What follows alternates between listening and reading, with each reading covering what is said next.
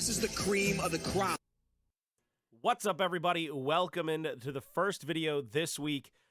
It's kind of an awkward situation. I just finished wrapping up, reviewing, and summarizing every episode from Season 1 of the Resident Evil Netflix series, only to find out that it would be canceled after that first season. So, with a cancellation, with the end of the summary, what better way to top off this final series with two videos? Today's is going to be covering the 5 things that I personally found the most wrong with this season 1. And tomorrow we're going to cover the 5 best things that this season 1 covered and did. So here we go, starting right off with number 5 in my book. It's the wasted potential of characters. You had an incredible character in the original Albert Wesker who cloned himself into these 3 different versions. And the one that we know throughout most of the show, we get to see a different version of Albert Wesker, one that we don't really get to see in the video games and in the movies. He's not physically intimidating. He's much more corporate intimidating. And we don't get the chance to really flesh out just how brilliant he is, just how intimidating he can be inside of that corporate structure. Of course, we have Mr. Baxter from Umbrella. We have this really weird sense of how good he is deep down inside because he just loves his dogs. He's basically, he might be working for the big bad for Umbrella, but in reality, he's just doing it to be a family man. He's just taking care of his family, loving his dogs, living his best life. And then he goes out on a limb a couple of different times to save Jade. Yes, he's chasing her. Yes, he's the reason for a bunch of people at an outpost to get killed. But there's a point where you're like, all right, they're going to save him. They're going to bring him to the top of this structure, and Baxter will escape that group, that cult, the Brotherhood, without, possibly dying down there, and we get a little bit more fleshed out of what his character really is about. Not to mention, we get the Brotherhood for 1 episode. We basically build them up to be this big, evil syndicate that goes against Umbrella, and then they spend 35 minutes getting their asses handed to them, and that's the end of the Brotherhood in the entirety of Season 1. So my 5th problem with this series is that, number 5, they wasted so much potential. Moving right on in to number 4, it is the time skips. They go back and forth so much that it's really jarring. You don't really get a good lean into the story, whether it be the past or the present, whether it be young Billy and Jade or present Billy and Jade, for you to feel comfortable. I will give them this. At the very end of a couple of episodes, they did this extraordinarily well, where they blended the 2 timelines together and did time skips as almost a montage that looked really good as they melded together and brought together this really nice scenario. But for the most part in episodes, they build to a moment, shoot you into the other timeline. They build to a moment, shoot you back into the other timeline. And it just gets really jarring, and it doesn't feel necessarily like there's a lot of continuity in those episodes where you're like, oh my God, just let me see what happens with present Jade and Billy. Let me see what happens with present Jade and her family. Let me see what happens with past Billy and Jade and Albert. And instead, it's back and forth we go, and that is my number 4 thing wrong with this series from Netflix. We move right on into number 3, and it is my main man, Simon, because Simon embodies one of the things that I hated the most about this. They wanted you to care about that character. They bring him in, they give him a pretty cool little story and plot point where he's Evelyn's son. So there's this little bit of a back and forth because Evelyn is trying to control Albert, who's trying to control his daughters, who's trying to control Simon, who is being controlled by his mother, Evelyn. But they don't ever flesh him out. They give you these little bits and pieces, these little morsels, and then they're like, all right, now Evelyn is going to shoot him in the head, and we're supposed to feel absolutely horrible for him. He's an innocent bystander, and you feel horrible for him at that point. But past that, there's not much to feel bad about because you don't really ever get a lot of time to build a relationship with that character. Just like Baxter, you start to see the human side of Mr. Baxter, and then they just let him get eaten by zombies. You start to build a human relationship with Albert. They're going to make him kill himself inside of a bomb because you see that while he doesn't have necessarily the best ideas, he's always done things with the best intentions. So number 3 is they really fail to flesh out a lot of these side characters. They spent so much time on Jade, Billy, and Albert as kind of your three-headed Hydra going into the show, and everybody else is just going to kind of be filler or puff pieces to lift up those three main characters. Let's go right in, though, to number 2, and it is Postapocalyptic Burnout. This series, to me, would have benefited so much by focusing strictly on the past, on young Billy and Jade, setting up a few seasons of how this incident leads into the post-apocalypse, how all of this goes down, how you get the sense of what these characters do in this timeline, because you get these really cool cliffhangers at the end of that present scenario where you get Ada Wong mentioned, Bert's taking the girls off, the T-002 tyrants coming up out of the rubble. How the hell does Billy get control of Evelyn?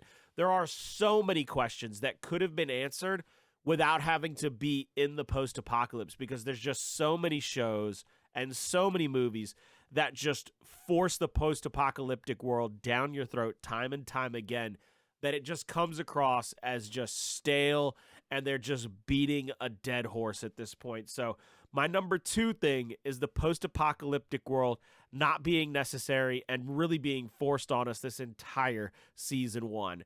And what did the number 1 thing happen to be? What is the thing I disliked most about this series, about this season 1? It couldn't have been anything else other than this. They made the most insufferable protagonist ever.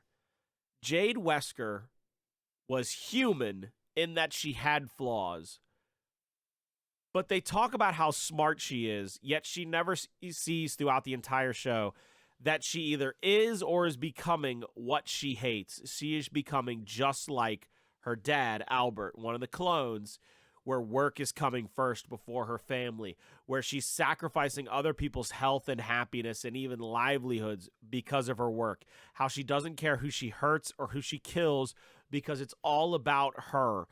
Jade was insufferable from about 10 minutes into this show all the way up to that last moment where she's watching that helicopter with her daughter and Billy fly off into the horizon.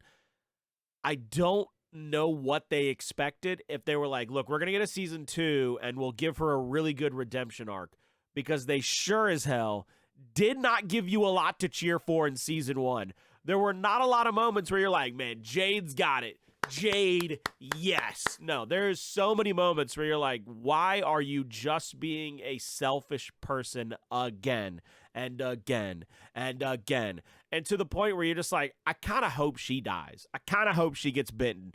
And then she loses her daughter to Billy, and you're like, Billy hasn't really been a bad person up to this point. Billy's been tortured, picked on, bullied, not looked after, lied to, kept secrets from. I don't know if I feel that bad for Billy. Really don't know if I felt that bad for her at the very end. Even when she took Jade's daughter off with her into the helicopter to try to figure out what's wrong with her own blood. So Jade, to me, just an insufferable protagonist. We'll never know at this point. We will never find out now if there was any redemption for this character. But as of right now, there is no redemption. There is no coming back from the abyss. The number 1 thing wrong with Resident Evil's Netflix series is they made an insufferable, unrootable protagonist, main character. At no point was I like, here we go, Jade, here we go. Never. Just never felt that way. Felt bad for Billy, felt bad for Albert, felt bad for Bert. Even felt bad for Evelyn when she had to kill her own son, because she knows what the infection does to you. She knows that it turns you into a flesh-eating, mindless, brainless zombie. Never once across all these episodes did I feel bad for Jade Wesker. There you have it. My top 5 things they did wrong. In conclusion, number 5, wasted potential with characters. You had such great character moments, such great building blocks, just to kind of throw them away and not really explore into those areas and let those characters get fleshed out, which ties into my number 3 thing. Number 4, though, is the time skips. It gets jarring. You just want to sit in one storyline or the other and learn about these characters. The only time they did it right is when they were able to mesh them together. Not jerk you from one to the other, but mesh them together, blend them together nicely and succinctly. Number 3, not fleshing out your side characters, not giving us a chance to feel bad for Simon, to feel bad for Baxter, to feel bad for Evelyn, to feel bad for Billy, to feel bad for anybody that was not named Jade, and I still never felt bad for Jade. You wasted so much time proving to me she was a horrible person that you wasted no time in telling me that I don't need to feel bad for any of these other characters in the show, because we're going to focus in like a sniper rifle scope on Jade Wesker and nothing else as hard as we can go from the first rip episode all the way to the very end of the last episode of season 1. Number 2 is Postapocalyptic Burnout. Once again, we didn't need it. We could have had so much better of a storyline if we had just stuck in the past, saw what these teenage girls did and had happened to them to lead up to that post-apocalyptic world. And then maybe we build such a nice world, build such a nice story that you don't mind that it's just another post-apocalypse. You don't really focus in on that because you're invested in all these characters that you've learned to love, that you've fleshed out, that you've brought to our palates and said, ooh, that's good, baby. Bring me some more of that. And number 1, the worst thing about this season of Netflix's Resident Evil series was Jade Wesker. Insufferable character. Never once rooted for her. Rooted for Billy, even though Billy turned out to be the big bad of Umbrella. I rooted for her a hell of a lot more than I ever rooted for Jade. I rooted for Albert more than I rooted for Jade. And I sure as hell rooted for Bert more than I rooted for Jade, because my man wanted his unlimited breadsticks, and damn it, he was going to get them. But that's it for this episode. 5 things that Resident Evil Netflix's series did wrong. Tomorrow, we will go over the 5 things that Resident Evil Netflix's series did right. I hope you join me there. Leave a like, leave a comment, subscribe. Tell me what you thought. If you agree, disagree. You know I always like to engage down there in the comments below. Whatever it is, I'll see you tomorrow.